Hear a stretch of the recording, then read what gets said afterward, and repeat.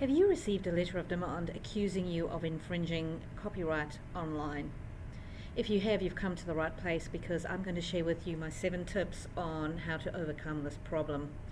So what it is, a letter of demand usually comes from the copyright owner, most often Getty Images, and it usually comes from Dun & Bradstreet, and it accuses people of having used an image online without paying the licensing fee.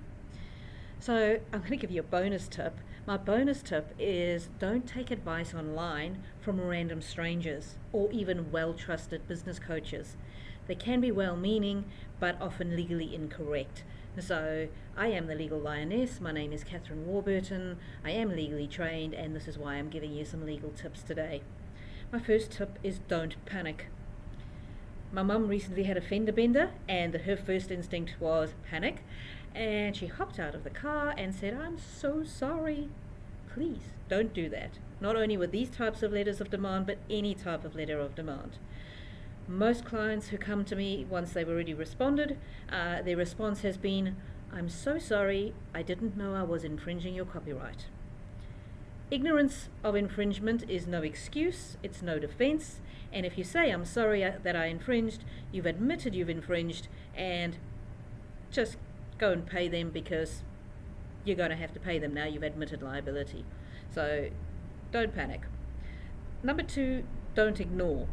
There's a lot of advice out there these days that you should just ignore these letters of demand.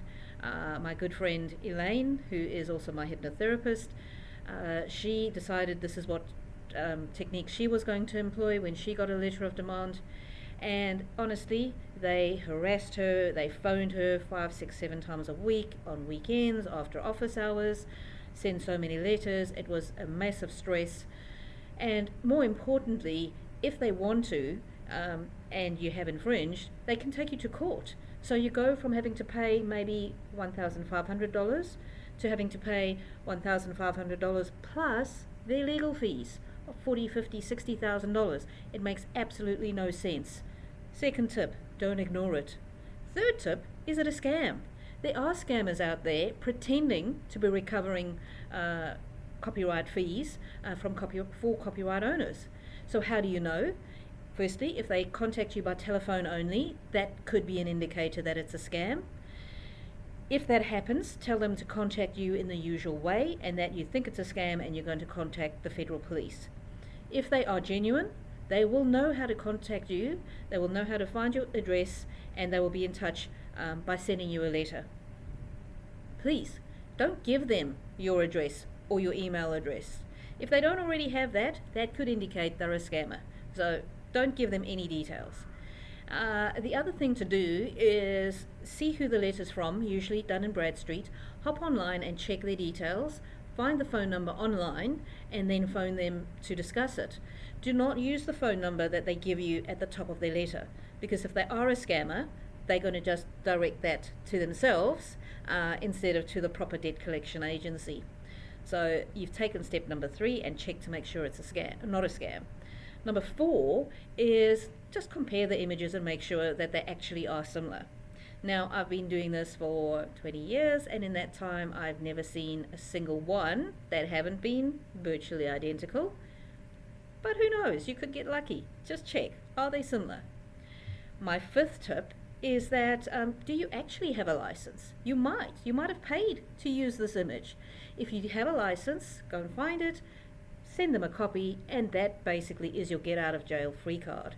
So if you've got a license, send it to them, and that's the end of the story. You don't have to pay them anything, and you can keep using it within the license terms. Number 6, this is where we get into a sticky situation. You know that it's not a scam, you know that the images are similar, you know that you don't have a license or you can't prove it. So here, number 6th tip is that you take the image down. Again, don't admit anything, just take it down. And then we move on to number 7, which is where you negotiate with them. Now, you can do it by phone. They won't talk to me on the phone anymore, because I've had so many that I've negotiated down. They are actually trained to get as much money from you as they can, so they can be aggressive on the phone.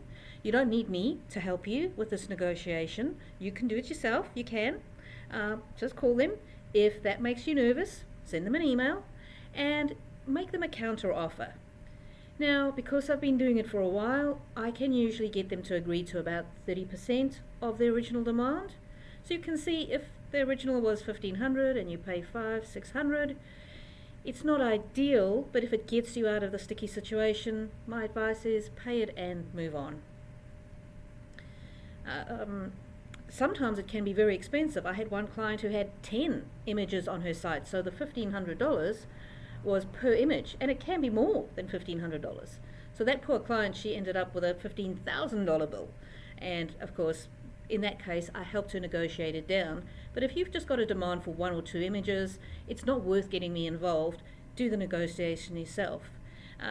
And very importantly, moving forward, make sure that anytime you use an image, whether it's on a blog, Facebook, website, that you actually have got a license agreement, you've paid a royalty payment or an image payment, and you can put your hands on that license. You can prove that you've got that license, because that will protect you now going forward.